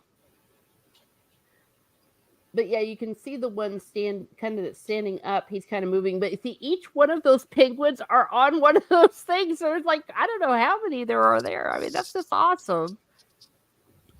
That's his harem. Oh my gosh. Well, to be fair, they're monogamous. That one that's standing up kind of just moved a little bit. Did you see him move his head? Oh yeah, hey, one just waved his little arm. And the one in the back there. Yeah, he's kind of. Yeah, I see one in the back waving. He's so cute. Yes, look. Oh my gosh. Oh, sorry, I'm being too girly. Suddenly, we're hypnotized. It's like, ooh, penguin. Yeah. Well, you know what's really scary? I am in grave danger of watching that all day and all night. You know, like the Mirror of Erised in Harry Potter. Yeah. How they got in front of the mirror and forgot about their lives. I'm like, I could watch that. Like, imagine tomorrow during the day. Let me see. Already said from Ancient One Congress, well, we can. Oh, I can't promote Vlovlosky to General of the Army just because he's right. David Eisenhower reincarnated. What have I done? Oh dear. Our legendary ant here was an elk by the name of Samson. We have statues built to him. Oh, cool. Yeah. Just looked it up. The Norwegian army does not have a 5-star rank. Okay. Well, you heard it here first. But I think this is amazing. And we need to protect him and all penguins of the planet forever. We need penguin officers in our army. Oh yes, every country needs a penguin officer, for crying out loud. You know what's one of the coolest things ever? Let me see if I can. Question: isn't your like defense minister thing? Isn't that a guy who looks like the penguin? Well, but wears a dress. to be fair, sadly, the individual kind of does, which is unfortunate. Let me see something here. We have what's I'm thinking of? In World War II, they had hero pigeons because they would use them as carrier pigeons of World War I and World War II, and they would try to like shoot them down. It's just like in like the movies, because the penguins would, or sorry, rather the pigeons. Yeah, it says one pigeon named Spike flew 52 missions without receiving a wound. Another named Cher Ami lost his foot and one eye, but his message got through, saving a large group of surrounded American infantrymen. Yeah, that's what I had heard about. Yes. So this was before the age of radio that they would use pigeons. Okay, let me see something here. I'm going to go ahead and share this. There was a documentary way back in the day on either the History Channel or maybe even Animal Planet, back when they actually gave a crap about animals. And yeah, here we go. Look at this guy. This was actually a German one, so, but that's okay. And he had a camera, so the unmanned camera pigeon. They would have those. Yeah. They would have, yeah, you would get a 5-pound reward for shooting homing pigeons in defense of the realm. Oh my gosh. Holy cow. Killing, wounded, or molesting. I know what they mean, but that is an unfortunate choice. A bad of term. words. Yeah. Killing, wounded, or molesting homing pigeons is punishable. Oh, wait, this isn't for shooting the penguins. Oh, this is for people shooting the homing pigeons. It's not for shooting like German pigeons. But yeah, so if you kill, wound, or molest a homing pigeon, it's punishable for 6 months imprisonment or £100 fine, and you will get a £5 reward for anyone caught molesting a pigeon. I'm sorry. I know. Why they say molesting? Why? Oh dear. Yeah, World War II and later deployments. Don't shoot in the messenger. Hey. Oh no. Yeah, okay, here's some of the ones from World War II. Okay. Yeah. Here is a soldier holding a carrier pigeon. Look at that pigeon. That pigeon's going to work hard. Here is, there's this one of the pigeon. His name was William of Orange. He served the military in World War II. That's a good pigeon. Wait, that's a chick. Swiss honing pigeon service sergeant major women's military service uniform. Oh, okay. Or pigeon carrier. Oh, look at that. Yeah. Yeah, we pigeons are cool too, but penguins are better. And then here's a statue, yes, in Brussels, commemorating the pigeons of World War II. So cute fuzzy pigeon. Yes, we endorse pigeons here at Miss Smart Muses. Tommy and the Guinea Pig Collective says, wait, Miss Smart Muses, were there humming pigeon? I'm not reading this. Wow. Well, if you've ever seen the Pirates of Penzance, there was a thing about, I can't even say it. I can't say it. It was something that was written in 1840 that made a completely different, completely different meaning in our current country. But yeah, I'm going to lose my everything if I say that. Wait, what? Oh no, Ancient One. It's the White Wizard has Oh, come no. again. Yeah, speaking of which, did you hear me? I never monetized those streams. I would lose my channel so fast. Yeah. The whole Helm's Deep thing, yeah, that's It was a total "that's what she said" chapter. yeah. But it was his fault for writing it the way he did. That's right. Yeah. Yeah. But if you missed it, I mean, you were here at the beginning, right? I was basically the whole reason I called this the not Sauron thing because I still think the actor's hot. Charlie Vickers is hot as hell. And anyone that says otherwise is my foe because he's good looking. So I'm hoping he gets the exposure that will make him be in a better movie. Like Alden Ehrenreich or whatever his name is, the guy who played Han Solo in the Solo movie. Oh, He's yeah. gone on to other things. And that's flopped. Yeah, I don't think he's hit it too big, right? Or Really? am I crazy? Oh. No, he's no. Oh. Never mind then. Well, I don't think the not Sauron guy is ugly by any means, but I don't like how they've made him up and dressed him up for the Rings of Power from the pictures you were showing. I'm like, dude, you're just trying to copy Aragorn. Think of something else. Yeah, they're giving him a Beyonce wig now.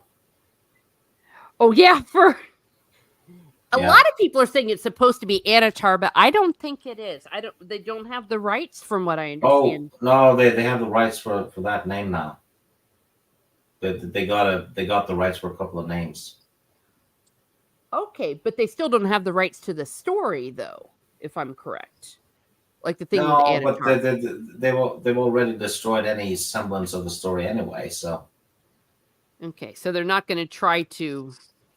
Yeah, what they're doing is they have him wearing a wig and walking among the elves after he's outed himself to the elves in season 1. So it's like the disguise shouldn't work because if it works, then the elves are full Mongo. And if it doesn't work, he's an idiot, Yeah. I was wondering, though, if they're going to try to make it a flashback. I doubt it, because then they should have recognized him in season 1. It's just a wig. True. You're right, because then they could be, hey, Halbrand, you're the same guy that was disguised as Sauron that other time. Yeah, it's like Peter Sellers in Pink Panther. That's the level of disguise. Yeah, and you're right, Brittany, as we were saying a bit earlier, that they're trying to copy all of the things about the Peter Jackson movie. They're not even trying to do their own thing. And when they say, oh, we're adapting the books, it's like, well, then why are you trying to make everything look like the Peter Jackson movies? Because not everything that Peter Jackson did was actually true to Tolkien, if you will. So by trying to imitate Peter Jackson, you're not even trying to be Tolkien, even if you're pretending you're trying to be Tolkien. They're just trying to sell member berries, so to speak. So people will be like, oh, this looks like Lord of the Rings. This is really cool. Mm-hmm. Well, not just that, but they obviously watched a bunch of Kate Blanchett movies so that they could give Blanchett lines to Galadriel. Because she's dishing out a lot of copy and paste lines from the Elizabeth movies. Did you say that was the Tempest one? Yeah. Galadriel yells that there's a tempest in me. Well, in Elizabeth, Kate Blanchett says there's a hurricane in me. So really creative, and the armor is pretty much the same too. Ooh, yeah. Well, the slow-mo, that's what I caught when I watched it, because the Peter Jackson movie used slow-mo quite effectively, but some of it even became a meme, like the whole thing of Aragorn bursting through the door after Helm's Deep before the battle. So they took even the things that became memeable from the Lord of the Rings and tried to put it in the same way they did with Legolas, like the silliest parts of Legolas that they did in the Lord of the Rings movies and in the Hobbit. They're making the Legolas elf, no, the Don Lemon, sorry, elf do. But yeah, I don't know. I didn't have a chance to ask you, Rennie, what you thought about Peter Jackson doing the hunt for Gollum. I gotta be honest, I'm not really excited about it. Yeah. I don't. My personal opinion, and I could be wrong, is do we really need to see Gollum's story broken down? I don't know how you can do it and make it interesting, because we've gotten his story, in the books as well. Because I want to say it's Gandalf that says it to Frodo in the Fellowship rather than being explained in the Return of the King like the movies did. But like they literally tell what his people were, and I think they were governed by Gollum's grandmother, like Smeagol's grandmother, something like that. And they talked about how Deagle found the ring, all that stuff. And I mean, it was just a quick story. There wasn't anything that I really feel like needs to be fleshed out. Do we really need to see him like dwelling in the caves for 500 years and eating orcs in his little pond area? I don't know. I don't see how you can make that interesting. That's just my personal opinion. Yeah, I think they have to add a lot of stuff to it. Yeah, that's so not just in the be books. fluffing it up, instead of really adding whatever is the accurate detail. It's just adding fluff. Yeah.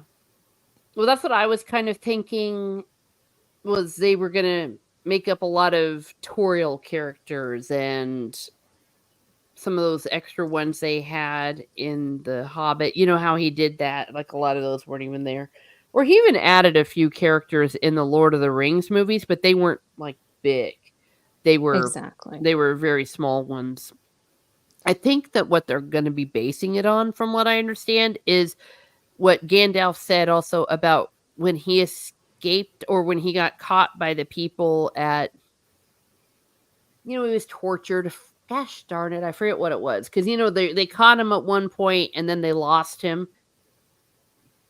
But we don't even know if they're going to have Gandalf, because we know that Ian McKellen doesn't want to do them anymore. Yeah. So are they going to get another actor to do it? That would be folly. Yeah.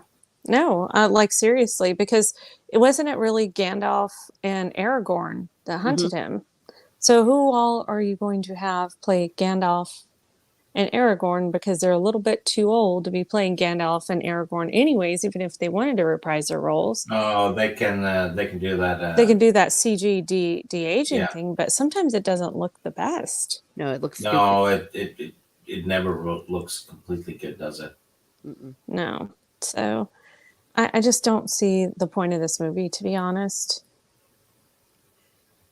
I mean, I'm sure it'll be better. Yeah, that's what I'm thinking, and to maintain the rights.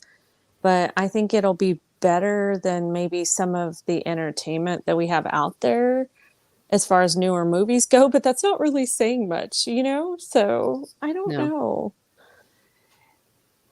I got the feeling from the announcement that it was almost a memory in itself when they were saying, Peter Jackson's got to do a Lord of the Rings movie again. That we would just go, Peter Jackson, he made that movie I liked. Oh, yay. Well, you got it right the first time. He's only producing. Yep. Andy Serkis is directing. Yeah. But he's part of the writing team. And the same chicks that did the writing are doing it. Philippa Boyens and Fran Walsh. One of them has gone full-blown nutcase feminist. Yeah. Or she always was and just outed herself recently. Yeah, I think that's the case, to be honest. It just wasn't pronounced because she's kind of shy. So. Well, they didn't have social media when the first Lord of the Rings came out. Not even really with The Hobbit. It was still pretty new there. Tommy says, I have a lot to say about the needing to explain every facet But usually those conversations tend to get me in trouble or looks of irritation. Well, no, you're perfectly correct. I mean, it would be like if they decided to make a movie of Pride and Prejudice. Let's do that scene between one tea party and the other tea party and what Mr. Darcy said to Mr. Bingley. Or like doing Mr. Darcy and Mr. Bingley, doing it from their point of view. But they would have to stretch out and make up so much stuff, it'd just be silly. Well, Exactly. it's pretty much what they've been doing with Disney Star Wars. Oh, Yeah. yeah. So they're going to turn Tolkien into Disney Star Wars, will they? Well, my thing is, right, they broke up the smallest book into 3 movies, aka The Hobbit, and that felt stretched. So how bad is the hunt for Gollum gonna be when, this was mentioned in maybe a couple of paragraphs Yeah. in the Fellowship, Yeah. and Yeah. maybe some stuff in the no, I was gonna say no. I don't really think there's much about Gollum in the appendices, if I remember correctly. But I mean, so that's gonna. I just don't know how they're gonna make it work. Yeah. They tried doing a Gollum game recently, and that's been slaughtered. So Yeah, because he looked like trash. Did you guys see him? Yeah. Well, the only thing I can think of, some people said maybe they're going to do the Rangers. I've heard that. And of course, there'll be a woman ranger. Like the Numenorians? Well, they're all dead. Well, they're over in. No, the Rangers, like Strider Rangers, the Rangers of the North. But he's Numenorian, right? Well, yeah, he's of Numenorian blood. Okay, I see what you're saying because, the Numenorians got. the Dunedain. Dunedain. Thank you, Dunedain. That's the word that's what I was saying. Yeah. I couldn't think of the other word. It's all right. He's got 10 words for everything. Yeah, because the Numenorians, as we know them, weren't like, the Dunedain. And then there'll be a chick with them or a woman in disguise. Oh, yeah, a black lesbian chick. Yeah. You know what? It'll be Aragorn's mother, and this is how she dies: is hunting for Gollum. Got it. Oh my gosh, Rennie! Gollum eats her. It's the only thing I can think of. I am gonna clip that. So if you're right, we can say you heard it here first, like 2 years later. Oh my god, I'm gonna laugh so hard if that's what happens, even though it's like wrong as hell. Yeah. Well, and you know what? They're also going to explain how Gollum is non-binary. Oh, so there's nothing underneath that loincloth, eh? Just a Just a nub. fish. Oh, fish. Dear. Well, now that I'm thinking about it, they're going to probably do something with Aragorn's father. I just don't know, or I don't know the timeline. Maybe since Aragorn is of the Dunedain, he's 80 years old or whatever. I don't know. Ancient One says we might as well invent a time machine and tell J.R. Tolkien on how Musings will become. No, I would not. I want him to rest in peace. Yeah. There's a part of me that wonders if this is why Christopher Tolkien was so insistent on not selling the rights to the Silmarillion and the Unfinished Tales, that the genie had already been out of the bottle as far as The Hobbit and The Lord of the Rings went. Mm-hmm. Yeah. I mean, can't say I blame him. I think he did really try to respect his father's work. As far as the rest of the family, I don't know what's wrong with them, but at least he tried. Yeah. Well, bratty grandchildren, they all waited till he was dead. Mm-hmm. And all they see is dollar signs. Yeah, like a week after he died. Yeah. It was really, really fast. The guy wasn't cold in the grave yet. Why not just piss on his grave? That's essentially what they did. Yeah. Well, look at what the little brats of Agatha Christie's estate, her grandchildren, what they've allowed them to do to her work for money. And I'm not just talking about some of the stuff with the Kenneth Branagh movies, which have been horrendous, but the TV shows that they've been doing based on Agatha Christie. It's And Very it's- loosely based, right? Yeah, like they'll take some character that showed up at a tea party and made a whole series of mysteries about them, or they did the Miss Marple mysteries but changed the endings or changed who ended up doing it. It's just a disgrace. Or they've taken other stories, mystery stories that she's done, some of the Tommy and Tuppence, I believe, and some of their other detective books. She's had a few other detectives that weren't as popular, but then had Miss Marple do them. It's bleh. And Poirot. It's a disgrace. Why is everybody smiling? Oh, and a week like a cute fuzzy guinea pig while marching on the like button. Oh, that's so cute. Each one. Dagnabbit. Yeah. Oh, that's what the weeks were all about. Yeah, because that's what the sound a guinea pig makes. I got it now. Yeah, okay. Yeah, because I I was thought like, it. I don't get it. I thought it was doing penguin sounds. Oh. Well, maybe penguins and guinea pigs sound similar. All right. Well, I think that's really all I had for my thing tonight. I just wanted to put together some thoughts and just yap with people and talk about. Well, I guess the only thing I've really talked about being 50% is I give 0 clucks. This is the half of my life where, or maybe I'll just become a complete hermit, find myself a cave and just live in it. Are there caves? I mean, there's got to be caves you can rent. Yeah.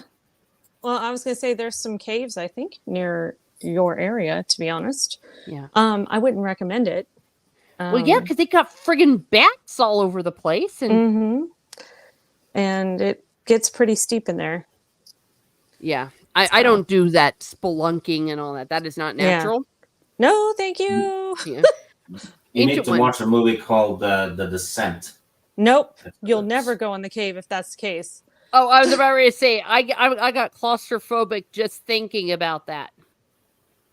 Okay, Ancient One puts up a sign saying, please do not feed the squirrels and the guinea pigs a bunch of fairy cookies, for the rodents will do strange and unusual things upon you. Aww. Wow. Hi, King Fanor says, was fun listening. Gotta run. Happy birthday. Oh, well, thank you very much. And damn you for messing up everything by making that oath and the Silmarils and all that. But rest assured that your grandson is going to make a statue, apparently, of you. If you're going by that. Yeah, everyone's saying be well to the High King Fanor. Yes. So, and what was I just saying? I have no brain. Oh, caves. No. I don't want real caves. Real caves suck. Ancient One is also saying happy birthday. Happy birthday. Yes. I will try. Well, actually, no, it's too late. I had a happy birthday. I'm kind of tired. You can celebrate for a whole week. Yeah, I was thinking of just celebrating for a whole year. There you go. Yeah, there we are. Well, because I had to put off because I was going to be over in Florida for it with my mom and dad and all that, and they were going to make me a strawberry shortcake in the shape of a 50, and we were going to watch 50 First Dates. But oh my gosh, that's such a cute movie. Yeah, I've never seen it. It's an Adam Sandler movie, and that was the only other one besides 50 Shades of Grey with the title 50 in it, and I'm not watching that with my mother. Yeah, it's got Adam Sandler and Drew Barrymore in it.